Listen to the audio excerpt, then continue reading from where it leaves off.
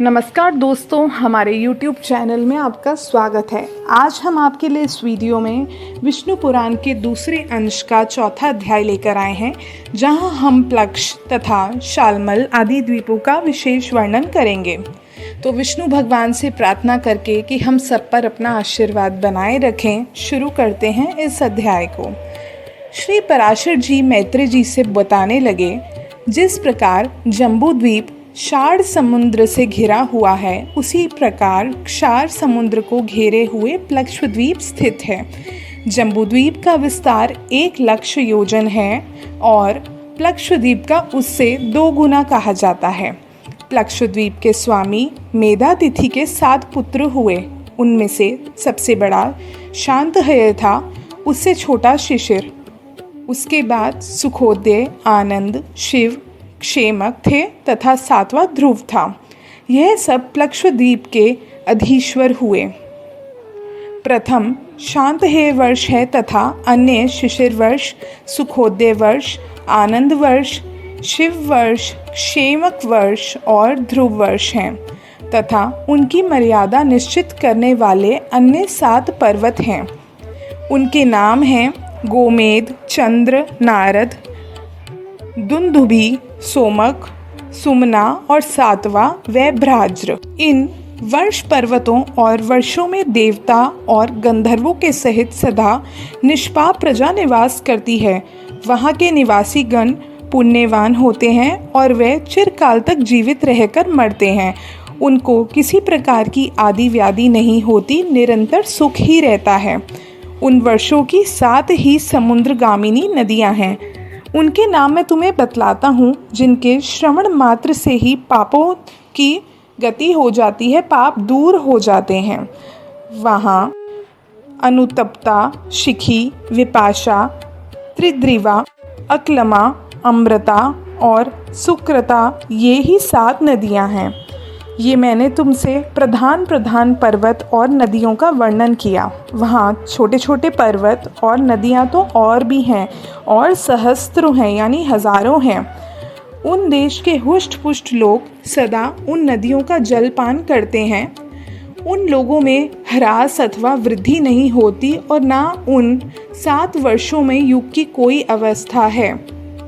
प्लक्षद्वीप से लेकर शाकद्वीप पर्यंत 6 द्वीपों में सदा त्रेता युग के समान समय रहता है। इन द्वीपों के मनुष्य सदा निरोग रहकर 5,000 वर्ष तक जीते हैं और इनमें वर्ण आश्रम विभाग अनुसार 5 धर्म यानी अहिंसा, सत्य, असेत्य, ब्रह्मचार्य और अपरिग्रह वर्तमान रहते हैं। वहाँ जो 4 वर्ण हैं वह मैं तुम्हें सुनाता हूँ। उन द्वीप में जो आर्यक, कुरर, विदिश्य और भावी नाम की जातियां हैं, वह ही क्रम से ब्राह्मण, क्षत्रिय, वैश्य और शूद्र हैं। उसी में जम्बू वृक्ष की ही परिमाण वाले एक प्लक्ष का वृक्ष है, जिसके नाम से उनकी संज्ञा प्लक्षद्वीप हुई है। वहाँ आर्यक आदि वर्णों द्वारा जगत सृष्टा स्वरूप सर्वेश्वर भगवान हरि का सोम रूप से यजन किया जाता है। प्लक्षद्वीप अपने ही बराबर परिमाण वाले वृत्ताकार इक्षुर से समुद्र से घिरा हुआ है। इस प्रकार मैंने तुमसे संक्षेप में प्लक्षद्वीप का वर्णन किया। अब तुम शालमल द्वीप का वर्णन सुनो। शालमल द्वीप के स्वामी वीरवर वपुष्मान थे। उनके पुत्रों के नाम श्वेत, हरित, जीमूत, रोहित, वैद्युत, मानस और सुप्रभत है। उनके 7 वर्ष उन्हीं के नाम अनुसार संज्ञा वाले हैं। इक्षुरस का समुद्र अपने से दुगने विस्तार वाले शालमल द्वीप से चारों ओर से घिरा हुआ है।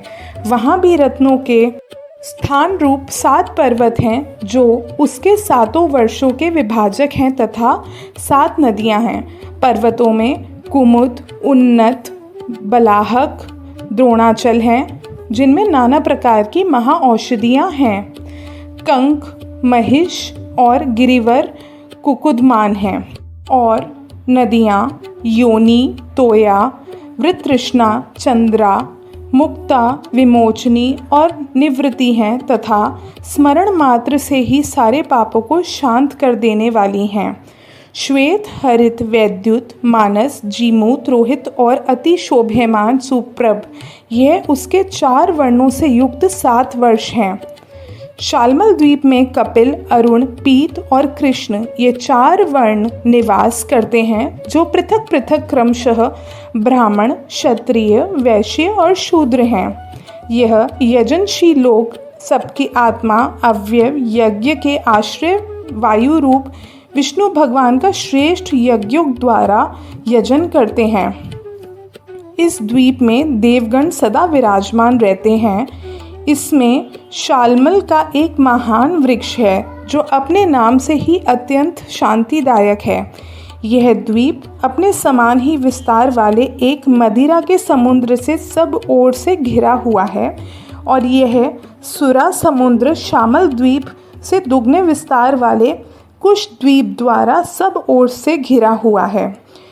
कुश द्वीप में वहाँ के अधिपति ज्योतिषमान के 7 पुत्र थे, जो उपधित, वेणुमान, वैरथ, लंबन, धृति, प्रभाकर और कपिल थे। उनके नाम के अनुसार ही वहाँ के वर्षों के नाम पड़े। उसमें दैत्य और दानवों के सहित मनुष्य तथा देव, गंधर्व, यक्ष और किन्नर आदि निवास करते हैं। वहाँ भी अपने अपने कर्मों के तत्पर दमी, सुष्मी, स्नेह और मंदे नाम के ही 4 वर्ण हैं, जो ब्राह्मण, क्षत्रिय, वैश्य, शूद्र हैं। अपने प्रारब्ध क्षय के निमित्त शास्त्र अनुकूल कर्म करते हुए वहाँ के कुश द्वीप में ही वह ब्रह्म स्वरूप जनार्दन की उपासना द्वारा अपने प्रारब्ध फल के देने वाले अत्युग्र अहंकार का क्षय करते हैं।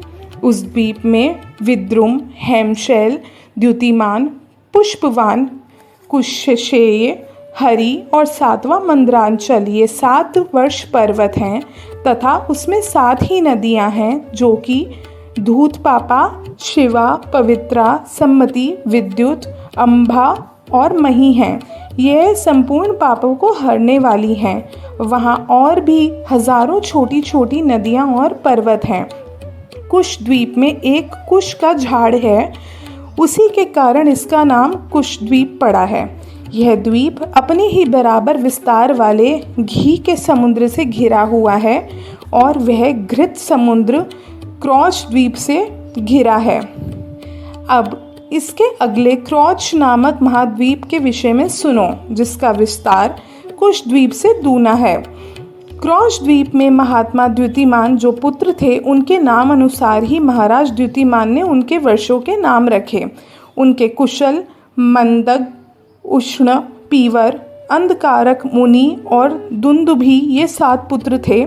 वहाँ भी देवता और गंधर्वों से सेवित अति मनोहर 7 वर्ष पर्वत हैं। उनके नाम क्रौच, वामन, अंधकारक, स्वाहिनी पर्वत, दिवावृत, पुंडरीकवान और दुंदुभि है। वे द्वीप परस्पर एक दूसरे से दुगने हैं और उन्हीं की भांति उनके पर्वत उत्तरोत्तर द्विगुण हैं। इन सुरमय वर्षों और पर्वत वर्षों में देवगणों के सहित संपूर्ण प्रजा निर्भय होकर रहती है। वहाँ के ब्राह्मण, क्षत्रिय, वैश्य और शूद्र क्रम से पुष्कर, पुष्कल, धन्य और तिष्य कहलाते हैं। वहाँ जिनका जल पान किया जाता है और उन नदियों का विवरण सुनो। उन द्वीपों में 7 बड़ी और अन्य सैकड़ों छोटी नदियां हैं। वह 7 वर्ष नदियां गौरी, कुमुदती, संध्या, रात्रि, मनोजवा, क्षांति और पुंडरीका हैं। वहाँ भी रुद्र रूपी जनार्दन भगवान विष्णु की पुष्कर आदि वर्णों द्वारा यज्ञ से पूजा की जाती है। यह क्रौच द्वीप चारों ओर से अपने तुल्य परिमाण वाले मट्ठे के समुद्र से घिरे हुए हैं, यानी दधिमंड के समुद्र से घिरे हैं। यह मट्ठे का समुद्र भी शाक द्वीप से घिरा हुआ है, जो विस्तार में क्रौच द्वीप से दुगना है। शाक द्वीप के राजा महात्मा भव्य के भी 7 पुत्र थे। उनको भी उन्होंने पृथक पृथक 7 वर्ष दिए। उनके पुत्र जलद कुमार, सुकुमार, मरीचक, कुसुमोद, मोदाकी और महाद्रुम थे। उन्हीं के नाम अनुसार वहाँ के 7 वर्ष हैं और वहाँ भी वर्षों का विभाग करने वाले 7 पर्वत हैं। पहला पर्वत उदयाचल, दूसरा जलाधार, तीसरा रैवतक, फिर श्याम, अस्ताचल, अंबिके और अति सुरमई गिरिश्रेष्ठ केसरी है। वहाँ सिद्ध और गंधर्वों से सेवित एक अति महान शाक वृक्ष है, जिसके वायु का स्पर्श करने से हृदय में परम आनंद उत्पन्न होता है। वहाँ चतुर्वर्ण से युक्त अति पवित्र देश और समस्त पाप तथा भय को दूर करने वाली सुकुमारी, कुमारी, नलिनी, धेनुका, इक्षु, वेणुका और गभस्ती ये 7 महापवित्र नदियाँ हैं। इनके सिवा उस द्वीप में और भी सैकड़ों छोटी छोटी नदियाँ और सैकड़ों हजारों पर्वत हैं। स्वर्ग भोग के अनंतर जिन्होंने पृथ्वी तल पर आकर जलद आदि वर्षों में जन्म ग्रहण किया है, वह लोग प्रसन्न होकर उनका जलपान करते हैं। उन 7 वर्षों में धर्म का ह्रास, पारस्परिक संघर्ष अथवा मर्यादा का उल्लंघन कभी नहीं होता।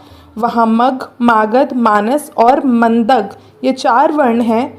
इनमें मग सर्वश्रेष्ठ ब्राह्मण है, मागध क्षत्रिय है और मानस वैश्य तथा मंदग शूद्र है। शाक द्वीप में शास्त्र अनुकूल कर्म करने वाले पूर्वोक्त 4 वर्णों द्वारा संयत चित्त से विधि पूर्वक सूर्य रूपधारी भगवान विष्णु की उपासना की जाती है। वह शाक द्वीप अपने ही बराबर विस्तार वाले मंडल आकार के दुग्ध के समुद्र से घिरा हुआ है। वह क्षीर समुद्र शाक द्वीप से दुगने परिमाण वाले पुष्कर द्वीप से परिवेशित है। पुष्कर द्वीप में वहाँ के अधिपति महाराज सवन के महावीर और धातकी नाम के 2 पुत्र हुए।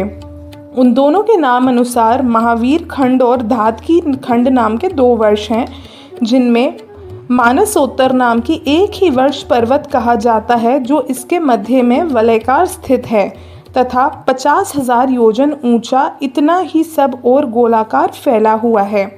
यह पर्वत पुष्कर द्वीप रूप गोल के मानो बीच में से विभक्त कर रहा है और इसके विभक्त होने से 2 वर्ष हो गए हैं। उनमें से प्रत्येक वर्ष और एक पर्वत वलयकार ही है। वहाँ के मनुष्य रोग, शोक, राग, द्वेष से रहित हैं और 10,000 वर्ष तक जीवित रहते हैं। उनमें उत्तम, अधम अथवा वध्यवधक आदि यानी विरोधी भाव नहीं होता है और ना ही उनमें ईर्ष्या, असूया, भय, द्वेष, लोभ आदि दोष हैं। महावीर वर्ष मानसोत्तर पर्वत के बाहर की ओर है और धात की खंड भीतर की ओर। इनमें देव और दैत्य आदि निवास करते हैं। 2 खंडों से युक्त उस पुष्कर द्वीप में सत्य और मिथ्य का व्यवहार नहीं है और ना उसमें पर्वत तथा नदियां हैं। वहाँ के मनुष्य और देवगण समान वेश और समान रूप वाले होते हैं। वर्ण आश्रम 4 से हीन, काम्य कर्मों से रहित तथा वेद त्रयीय, कृषि, दंड नीति और शुश्रूषा आदि से शून्य वे दोनों वर्ष तो मानो अत्युत्तम भौम यानी पृथ्वी के स्वर्ग ही हैं। उन महावीर और धात की खंड नामक वर्षों में समय समस्त ऋतुओं में सुखदायक और जरा तथा रोग आदि से रहित रहता है। पुष्कर द्वीप में ब्रह्मा जी का उत्तम निवास स्थान एक वट का वृक्ष यानी न्यग्रोध्र है, जहाँ देवता और दानव पूजित श्री ब्रह्मा जी विराजते हैं। पुष्कर द्वीप चारों ओर से अपने ही समान विस्तार वाले मीठे पानी के समुद्र मंडल के समान घिरा हुआ है। इस प्रकार 7 द्वीप 7 समुद्र से घिरे हैं और वह द्वीप उन्हें घेरने वाले समुद्र परस्पर समान हैं और उत्तरोत्तर दुगने होते गए हैं। सभी समुद्रों में सदा समान जल रहता है, कभी ना कम होता है ना अधिक होता है। पात्र का जल जिस प्रकार अग्नि का संयोग होने से उबलने लगता है, उसी प्रकार चंद्रमा की कलाओं के बढ़ने से समुद्र का जल भी बढ़ने लगता है। शुक्ल और कृष्ण पक्षों में चंद्रमा के उदय और अस्त होने से न्यून अधिक ना होते हुए ही जल घटता और बढ़ता है। समुद्र के जल की वृद्धि और क्षय 510 अंगुली तक देखी जाती है। पुष्कर द्वीप में संपूर्ण प्रजावर्ग सर्वदा बिना प्रयत्न के अपने आप ही प्राप्त हुए षड्रस भोजन का आहार करते हैं। स्वादुदूक यानी मीठे पान के समुद्र के चारों ओर लोक निवास से शून्य और समस्त जीवों से रहित उससे दुगनी सुवर्णमयी भूमि दिखाई देती है। वहाँ 10 सहस्त्र योजन विस्तार वाला लोकालोक पर्वत है। वह पर्वत ऊंचाई में भी उतना ही सहस्त्र योजन है। उसके आगे उस पर्वत को सब ओर से आवृत कर घोर अंधकार छाया हुआ है तथा वह अंधकार चारों ओर से ब्रह्मांड कटाहसा से आवृत है। अंडकता के सहित द्वीप, समुद्र, पर्वत आदि युक्त यह समस्त भूमंडल 50 करोड़ योजन विस्तार वाला है। आकाश आदि समस्त भूतों से अधिक गुण वाली यह पृथ्वी संपूर्ण जगत की आधारभूत है और उसका पालन तथा उद्वृत्त करने वाली है। इस प्रकार विष्णु पुराण के दूसरे अंश का चौथा अध्याय समाप्त होता है। 5वें अध्याय में हम 7 पाताल लोकों का वर्णन करेंगे। हमारी वीडियो को ज़रूर लाइक करें और चैनल को सब्सक्राइब करें अगर अब तक आपने नहीं किया है तो, ताकि आपको और भी ऐसी ज्ञानवर्धक वीडियोस मिलती रहें। धन्यवाद।